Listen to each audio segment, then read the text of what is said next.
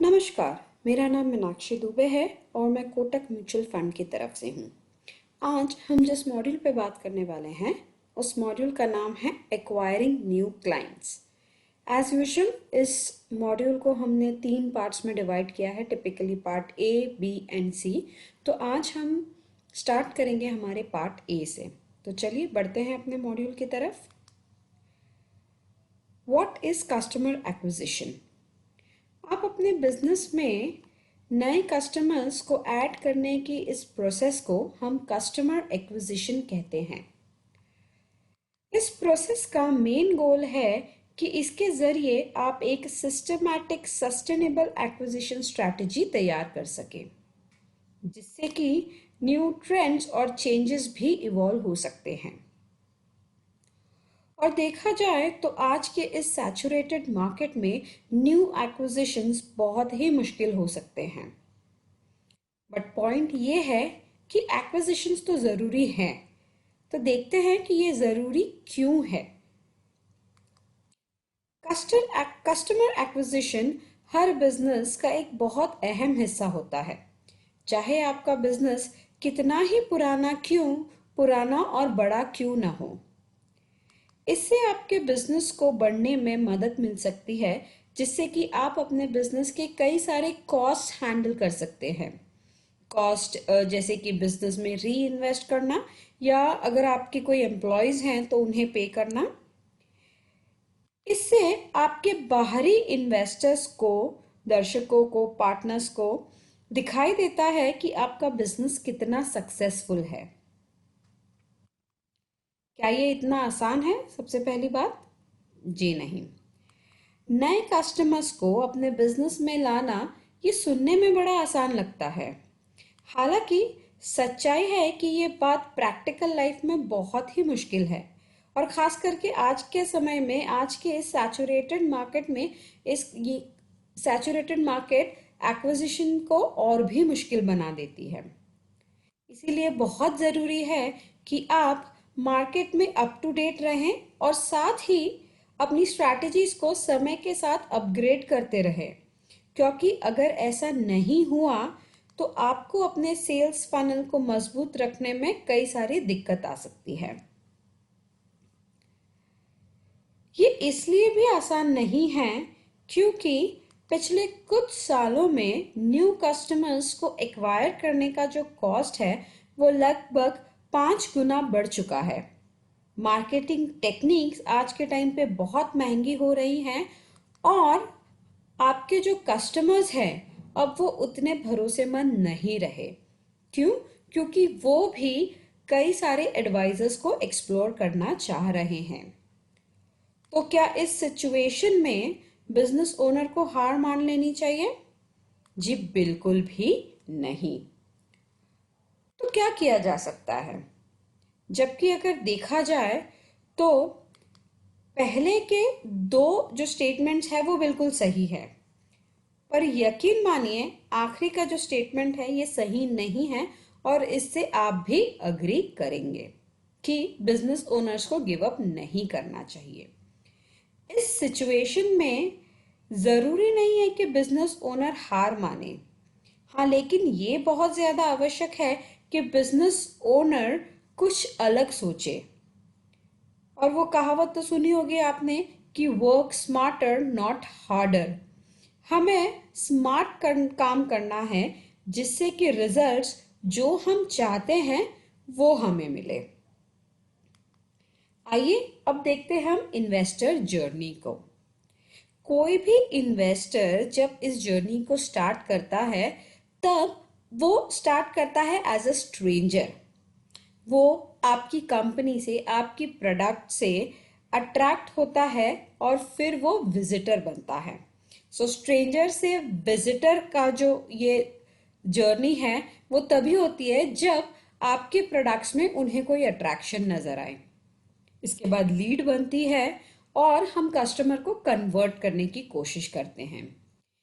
जैसे ही ये लीड हमारी फाइनल कस्टमर्स बन जाते हैं, दैट मीन्स ये जो एक इन्वेस्टमेंट है ये क्लोज हो चुका है, ये डील क्लोज हो चुकी है। अब देखिए कैसे स्ट्रेंजर से कस्टमर तक की जर्नी तो पूरी हो चुकी है, बट क्या बात यहीं पे खत्म हो जाती है? Definitely no. यही कस्टमर्स अगर हम इन्हें बेहतरीन सर्विसेज और सॉल्यूशंस ऑफर करें तो आगे चल के ये हमारे लिए और हमारे बिजनेस के लिए प्रमोटर्स का काम करते हैं। और ये तभी हो सकता है जब वो हमारी सर्विसेज एंड सॉल्यूशन से डिलाइट हो, बहुत ज़्यादा खुश हो। तो देखिए कैसे इन्वेस्टर जर्नी शुरू होती है स्ट्रेंजर से, एंड हमारे ही वजह से हम ये स्ट्रेंजर को एक प्रमोटर के लेवल पे लेके जा सकते हैं। बहुत इंपॉर्टेंट है कि हम इस पूरी जर्नी को बहुत अच्छे तरीके से समझें। आगे चलते हैं और देखते हैं हमें ये सब करने के लिए क्या क्या स्ट्रैटेजीज अपनानी पड़ेगी। सबसे पहले हम बात करेंगे सोशल मीडिया स्ट्रैटेजीज की, बिकॉज इसके ऊपर हमने पहले भी एक आध मॉड्यूल्स किए हुए हैं। उस मॉड्यूल्स में हमने कवर किया था सोशल मीडिया स्ट्रैटेजीज या प्लेटफॉर्म जैसे फेसबुक, व्हाट्सएप बिजनेस, इंस्टाग्राम और ट्विटर। सोशल मीडिया इनके अलावा भी बहुत कुछ है। आइए आज हम कुछ नया देखते हैं। How about content marketing? Content marketing digital marketing का एक बहुत इंपॉर्टेंट हिस्सा है। ये ऐसा प्लानिंग, राइटिंग और एडिटिंग का एक बहुत ही बेहतरीन तरीका है जिससे आप अपने इन्वेस्टर को अट्रैक्ट कर सकते हैं। आप अपने प्रोडक्ट्स, अपने कंपनीज को लेके कई सारी एड कैंपेन्स चला सकते हैं। ये एड कैंपेन ज़रूरी नहीं है कि आपको एक ही सोशल मीडिया प्लेटफॉर्म पे रखनी है। आप पैरेलली कई सारी सोशल मीडिया प्लेटफॉर्म पे अपने एड कैंपेन्स को चला सकते हैं। बस इस बात का ध्यान दीजिएगा कि हर एड कैंपेन में आप अपने कंटेंट को थोड़ा सा ट्वीक कर लें, सो दैट अगर एक इन्वेस्टर आपको मल्टीपल प्लेटफॉर्म पे फॉलो कर रहा है तो हर जगह उसे कोई नई चीज पढ़ने मिले आपके प्रोडक्ट्स और सर्विसेज के बारे में। ब्लॉगिंग के जरिए आपके लिए अपने प्रोडक्ट्स और प्रोसेस के बारे में लिखना और सोशल प्लेटफॉर्म पे प्रेजेंट करना काफ़ी आसान हो जाता है। जैसे जैसे आपके फॉलोअर्स बढ़ेंगे आपके लिए आसान हो जाएगा कि आप उन फॉलोअर्स को अपने कस्टमर्स में चेंज कर सकें।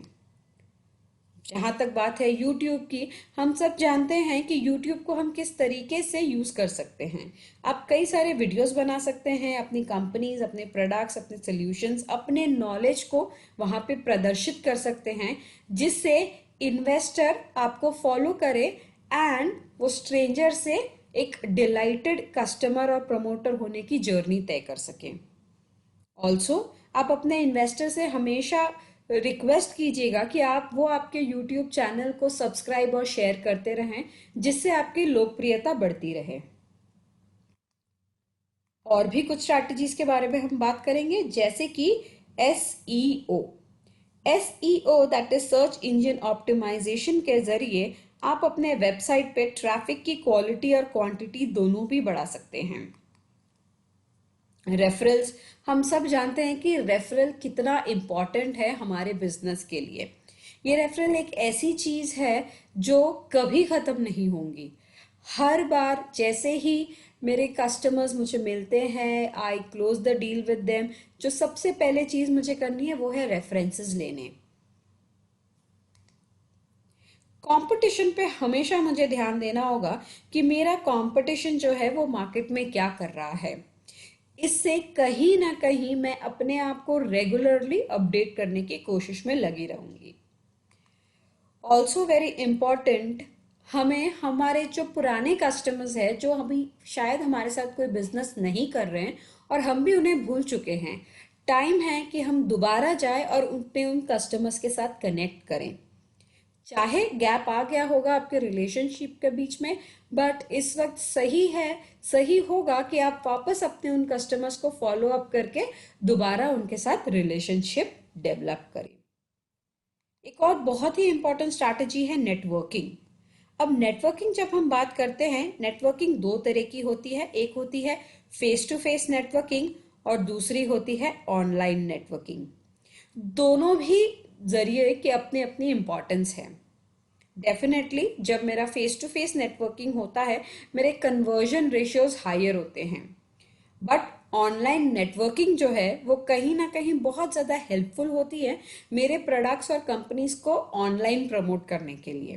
सो दोनों ही, चाहे वो फेस टू फेस हो या ऑनलाइन नेटवर्किंग हो, जितनी ज्यादा नेटवर्किंग होगी उतनी ज्यादा मेरी प्रोस्पेक्ट लिस्ट बड़ी होगी, और जितनी ज्यादा बड़ी मेरी प्रोस्पेक्ट लिस्ट होगी उतना बेटर कन्वर्जन रेशियो मुझे मिल सकता है। हम हमारे पार्ट ए को यहीं खत्म करते हैं और आपसे दोबारा मिलेंगे इन आर मॉड्यूल मॉड्यूल के पार्ट बी में, और इस डिस्कशन को हम आगे लेकर जाएंगे। तो मिलेंगे आपसे दोबारा। Thank you. Mutual fund investments are subject to market risks.